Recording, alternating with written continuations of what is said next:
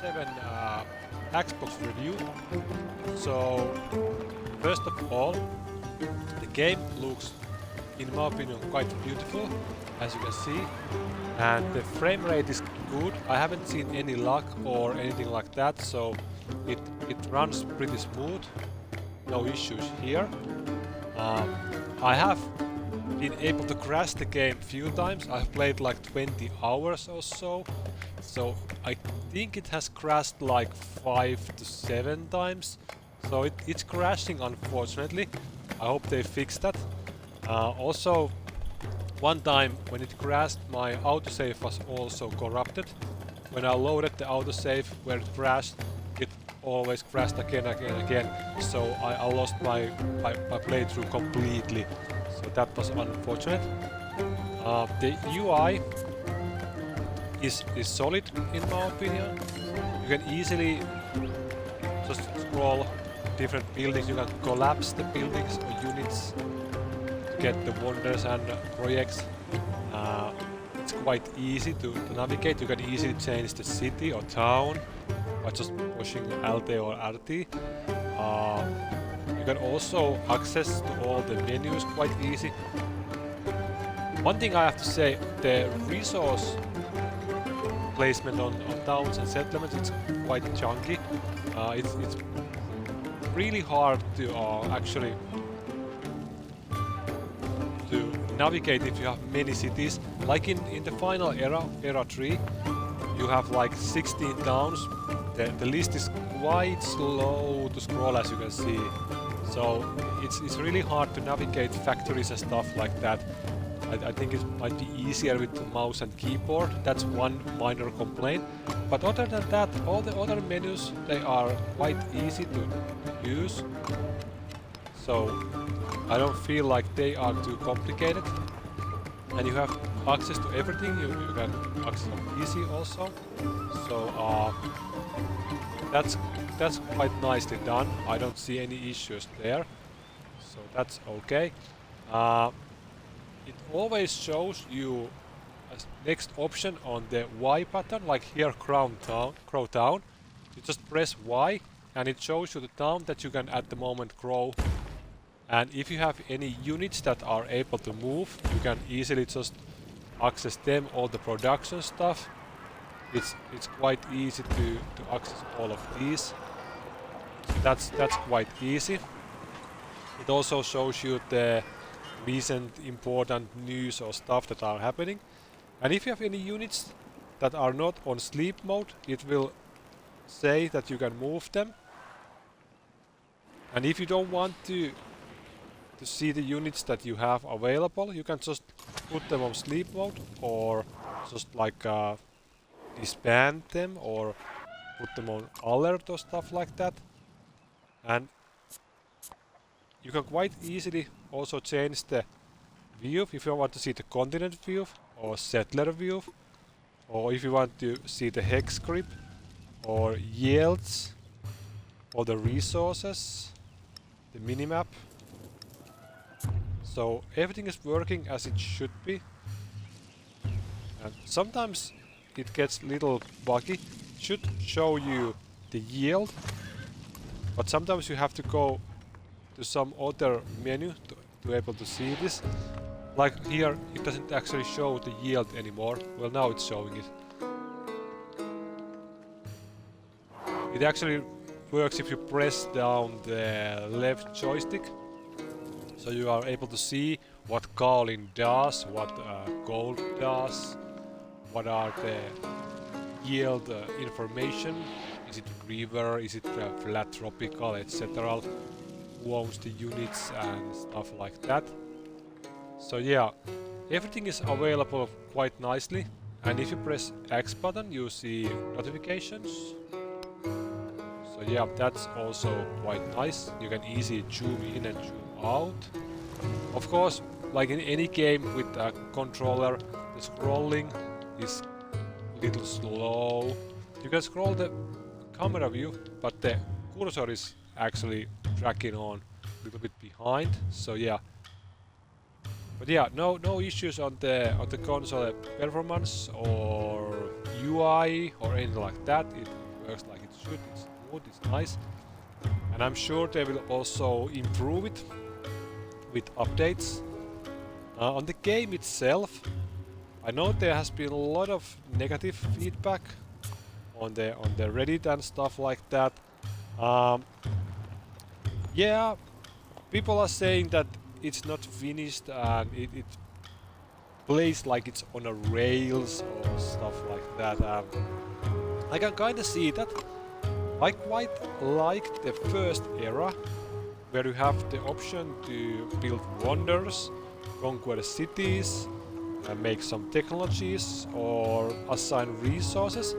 It's quite easy to understand, and it offers a different way to play. You can play culture, you can play science, you can play military. But on the second era, it moves to like some kind of Columbus era or something like that, where you have to colonize different continents and move treasure fleets back to the mainland or conquer other civilization cities on the other continents or islands. And it can be quite, I would say, hard to understand. Like I had to Google how do you make cities spawn treasure fleets, or how do you use artifacts and relics and what are they exactly, and etc. So it's quite hard to understand all the things the game is offering, and it also forces you a little bit too much on the second era to be like some kind of Columbus on an adventure, I think. But I like the first era, and the third era, you can build a factory to get points, you can conquer cities again to get points, you can collect artifacts to get points.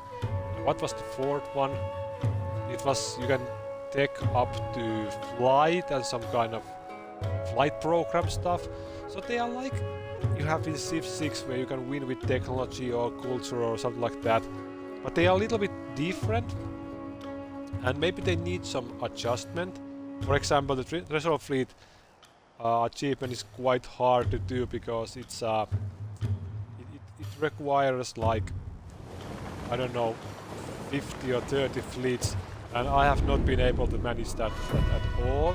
So it's quite hard task to do compared to some other things you can do there. Is it any wonder? And of course, when you change the era, you get rewards for your actions in the era.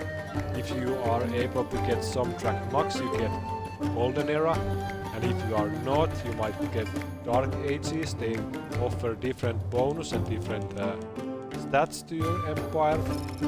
The game does a mini reset, kinda, I would say, because all the cities they can change back to towns, and resources are shuffled, and all the units disband, and you get new era units, etc. So there's a lot happening there, and you can of course choose your new civilization at this point, and you unlock more when you play the game. You can level up your characters and civilizations, so you get more stuff the more you play the game. So let's see what we want to do here. Do I want some gold? Do I want some food? I've never chosen this civilization.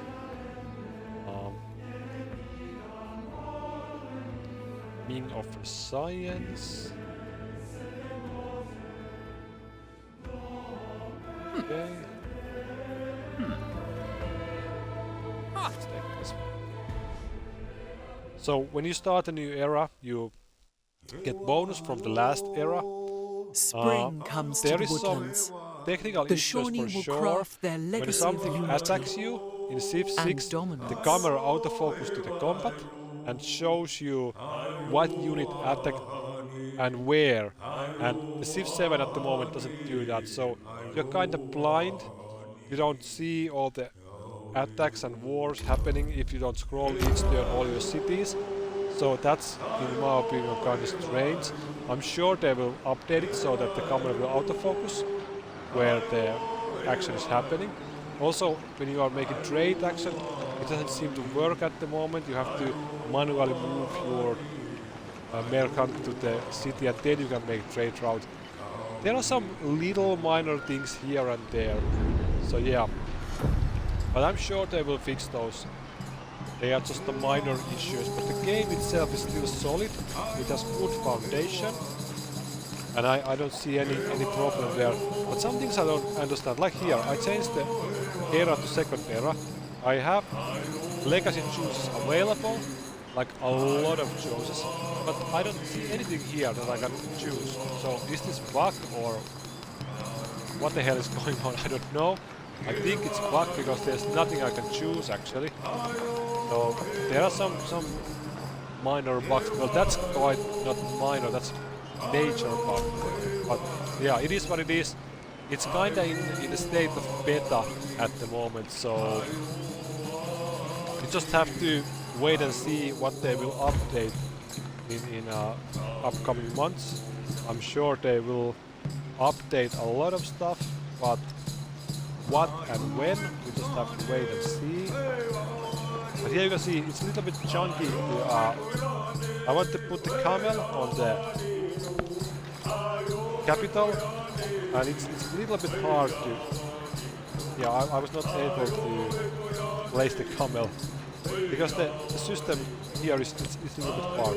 Okay, now I was able to place the camel there. Can I place second? Yeah.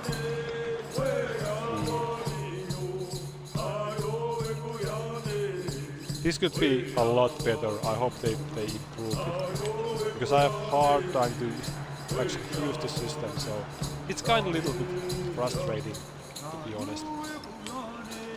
But yeah, these are minor things, easy to fix things. But the game itself, it offers the one more turn feeling you want to see in these kind of games. You just want to keep on playing, and once you see the game has already progressed like 3 or 4 hours, and oh, you don't even notice how long you have been playing. So that's always a good sign with these type of games, if you end up in a situation like that where the time just flies when you play the game. And I have felt like that when I've played this game, so definitely it's doing the job it's supposed to do. It's entertaining for sure. So yeah. You can also, of course, access tech trees like with PC, so everything is working like it should be on the console. So I can't complain at all. But yeah, I don't know if it's worth full price.